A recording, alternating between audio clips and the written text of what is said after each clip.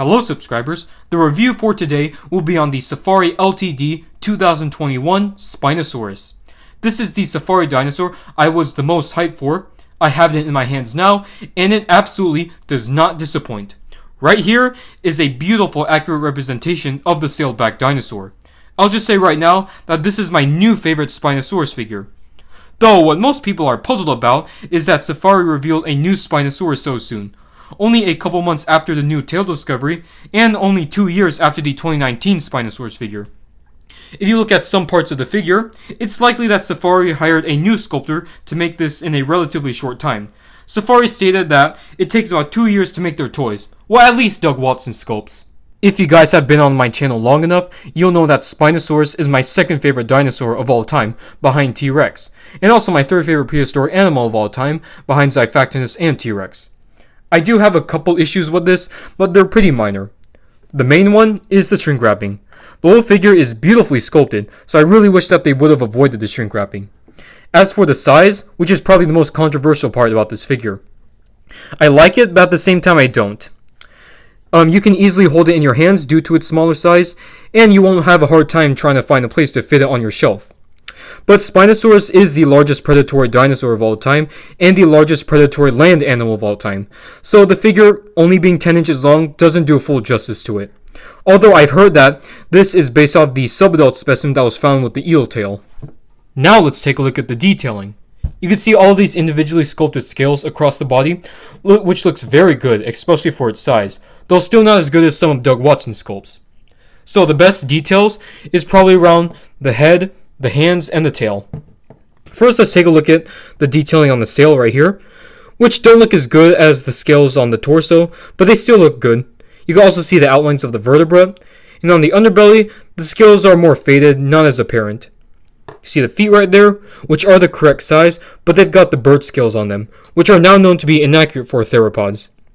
Onto the hands, I really like how the claws are sharp. They look sharp, but they're not actually pointy, unlike the baryonyx. This hand, however, it looks weird from this angle, but when you turn it around, it looks good. So let's take a look at the tail, which is really good. You see, I like how the crocodilian osteoderms there's a lot more sculpted here than on the body. And I also like the fin on the top. It looks very eel-like. And from the looking at it from the top, you see this looks like a strong tail, unlike the 2019 Spinosaurus, which had a pretty small wobbly tail, and it did not look like it was propelled by a huge body. This one, however, does. Let's take a look at the head sculpt.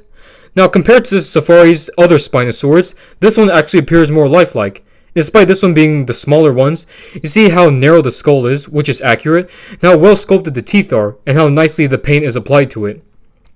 So yeah, other than the shrink wrapping, this is a very well done Spinosaur head. The patterning and paint job is more complex than the baryonyx and Daspletosaurus. On the underbelly, you've got this light, creamy underbelly, which is also the same white that's on the sail and some of the patternings down the tail. And across the figure, we got this very light swampy green, and the most prominent color is the light teal blue. I prefer the darker teal blue that the promotional images had, as it contrasted well with the lighter colors. But I still like the paint job and patternings here, as it's suitable for an aquatic animal like Spinosaurus. Despite the toy balancing on all 4 of its limbs, it's actually meant to be in a bipedal position. It's just that its hands are close to the ground.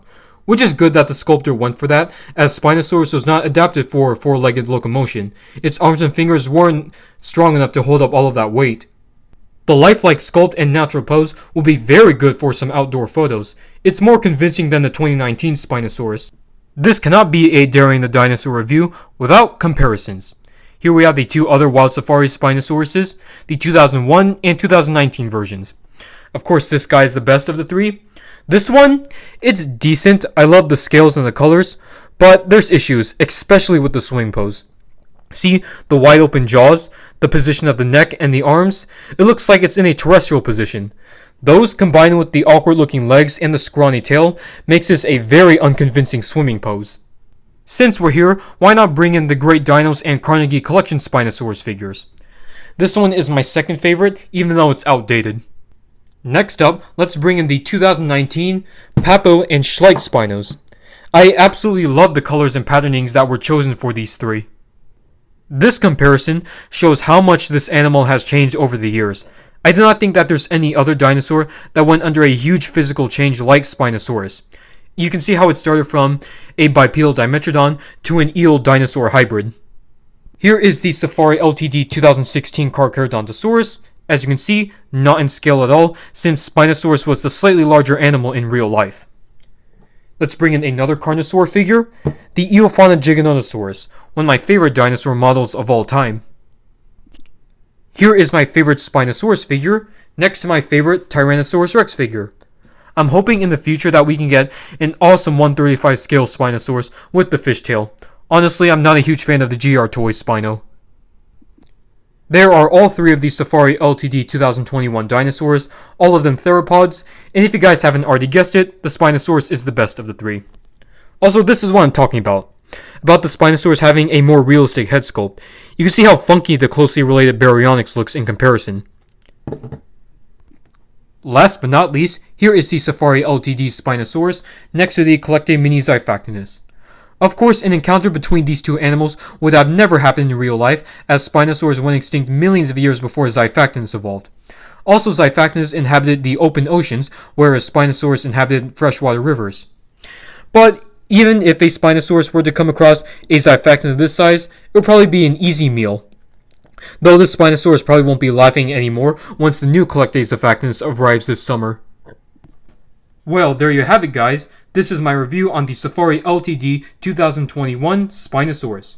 All I can say is, pick it up. It is the best Spinosaurus figure out there alongside the new PNSO model.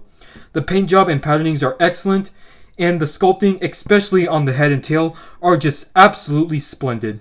My final rating for this new toy will have to be a 10 out of 10. If you guys enjoyed today's review, hit that like and subscribe button, and let me know in the comments section of what you think of this Spinosaurus.